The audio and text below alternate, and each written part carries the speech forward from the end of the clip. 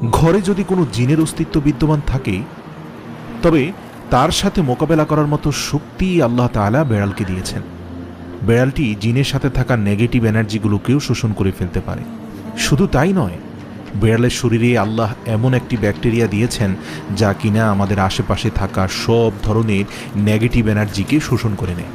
এছাড়াও বিজ্ঞানীরা বলছেন, আমরা যখন রাতে ঘুমাতে যাই তখন ঘরে পুষে রাখা বেড়াল সারা রাত ধরে আমাদের শরীর থেকে নেগেটিভ এনার্জি শোষণ করতে থাকে।